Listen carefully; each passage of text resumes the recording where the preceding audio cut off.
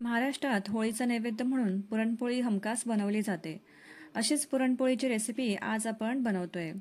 पीठ भिजवण्याची एक वेगळी पद्धत आणि कमी मेहनतीशिवाय पुरण बनवण्यासाठीच्या काही टिप्स मी या व्हिडिओमध्ये सांगितल्या आहेत. अगदी पहिल्याच प्रयत्नात 100% पुरणपोळी परफेक्ट बनेल याची मी खात्री देते. चला तर मग पटकन सुरुवात करू. सुरुवातीला डाळ स्वच्छ 2 ते 3 पाण्यामध्ये धुवून घ्यायची आणि मग ती भिजत घालायची. डाळीमध्ये जर एखादी हिरवी किंवा सालीची डाळ असेल तर ती काढून टाकायची, कारण ती पटकन शिजत नाही. कमीत कमी 4 तासासाठी डाळ आपल्याला भिजत घालायची किंवा रात्रभरात सुद्धा तुम्ही डाळ भिजवू शकता. आणि या कपाच्या मापाने म्हणजेच पाव किलोच्या प्रमाणामध्ये इथे मी डाळ घेतलेली आहे. आता एका कुकरमध्ये आपल्याला ही डाळ घालून घ्यायची आहे. यातील पाणी सुद्धा आपल्याला यात घालायचं आहे. आता थोडं पाणी यात कमी असल्यामुळे मी आणखीन थोडंसं पाणी यात घालते. जर तुम्हाला कटाची आमटी करायची असेल तर तुम्ही आणखीन यात पाणी वाढवू शकता. आता चमचाभर आपल्याला तेल घालायचं आहे. तेल घातल्यामुळे डाळ अगदी एकसारखी शिजली जाते आणि पाणीसुद्धा कुकरमधनं उतू जात नाही. चिमूटभर मीठ घालायचं. कोणत्याही गोड पदार्थामध्ये किंचित मीठ घातल्याने पदार्थाची चव दुपटीने वाढते. आता आपल्याला कुकरच्या 4 शिट्या काढून घ्यायच्या आहेत. तोपर्यंत आपण कणिक भिजवून घेऊया. यासाठी एका भांड्यामध्ये मी चाळण ठेवून घेतली आहे. यात आपल्याला पाऊण वाटी गव्हाचं पीठ घालायचं आहे. तेही आपल्याला चाळून घ्यायचं आहे. असं हे पीठ चाळून घेतलं की अगदी मऊसूत अशी आपली कणिक तयार होणार.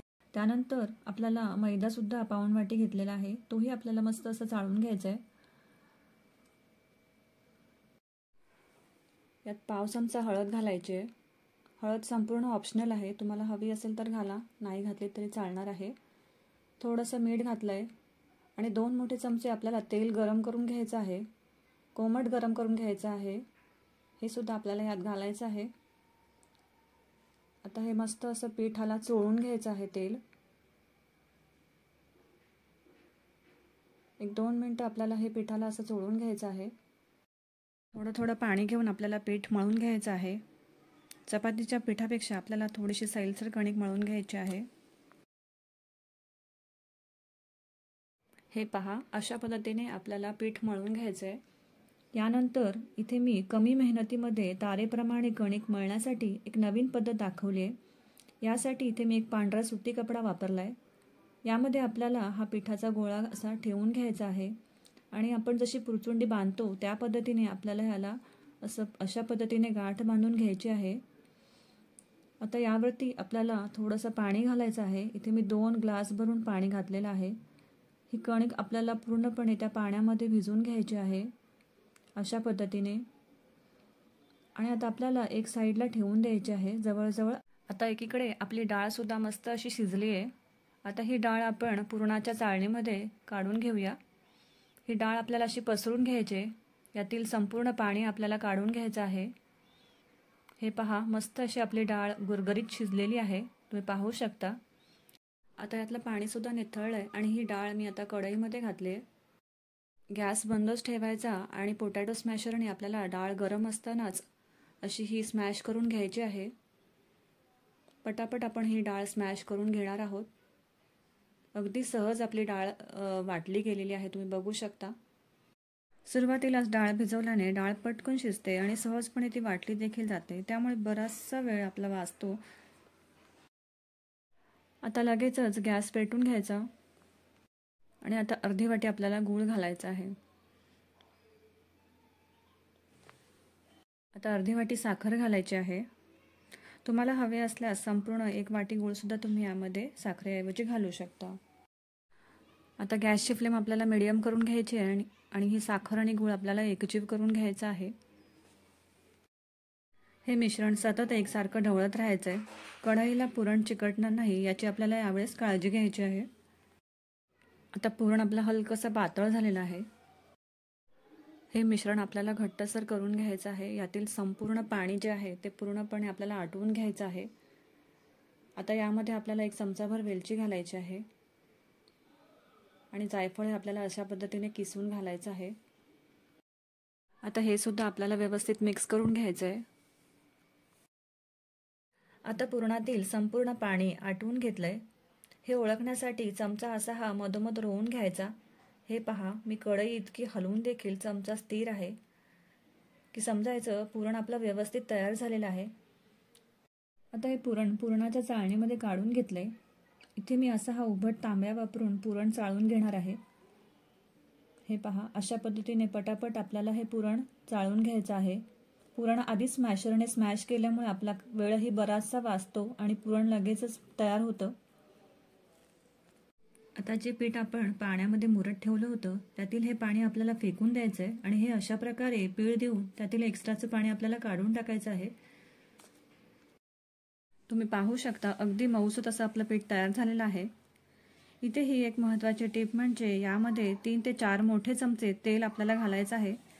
हे पीठ आपल्याला अगदी जोर लावून मळून घ्यायचं आहे. किमान 10 मिनिटांसाठी आपल्याला पीठ मळून घ्यायचं आहे. यामुळे काय होतं तर पोळी अगदी मऊसूत तयार होते आणि अगदी लुसलुशीत तयार होते. अशी ही कणिक देखील मस्त अशी मळून घेतलेली आहे.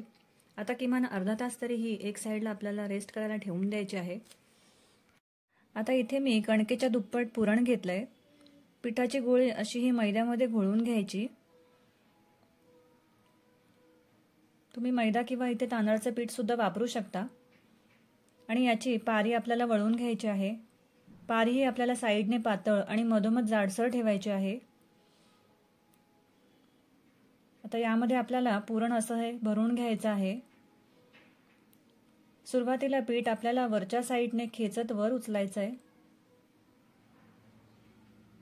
त्याचबरोबर एका बोटाने आपल्याला पुरण आतल्या बाजूने ढकलायचं आहे.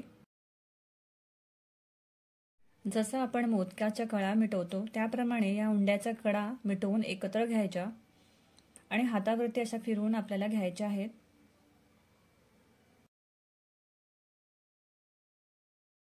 आता हा पिठामध्ये घोळून घ्यायचा आणि यावरील जास्तीचं पीठ जे आहे ते आपल्याला झटकून घ्यायचं आहे.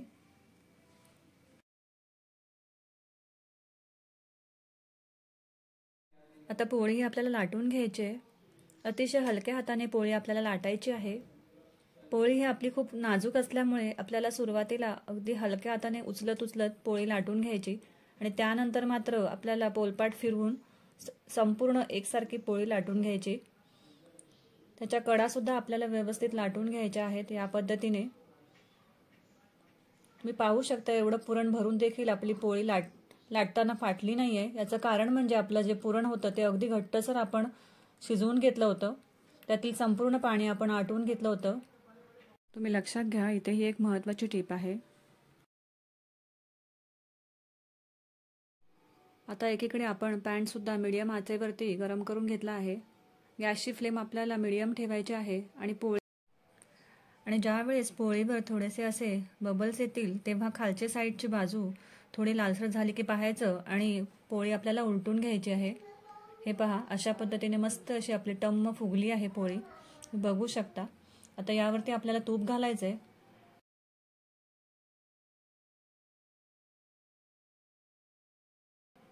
अशाच पद्धतीने खालची साईड सुद्धा आपल्याला शेकले की नाही हे बघून घ्यायचं आणि त्यानंतरच आपल्याला पलटायची आहे. पोळी अतिशय नाजूक असल्यामुळे आपल्याला सतत ती उलटायची नाही आहे, फाटण्याची शक्यता असते. दोन्ही साईडने तूप सोडून पोळी खरपूस भाजून झाली आहे. आता काढताना मात्र एखाद्या जाळीवरती आपल्याला ही पोळी काढून घ्यायची आहे. यामधील वाफ आपल्याला संपूर्ण घालवून घ्यायची आणि मग नंतर पोळ्या आपल्याला एकत्र ठेवून घ्यायच्या. याच पद्धतीने बाकीच्या पोळ्यासुद्धा लाटून घेतल्या आहेत. पोळी मस्त अशी खमंग तयार झालेली आहे. तुम्हाला रेसिपी आवडल्यास एक लाईक करून चॅनलला सबस्क्राईब जरूर करा. पुन्हा लवकरच भेटू अशा छानशा रेसिपीसह. तोपर्यंत धन्यवाद.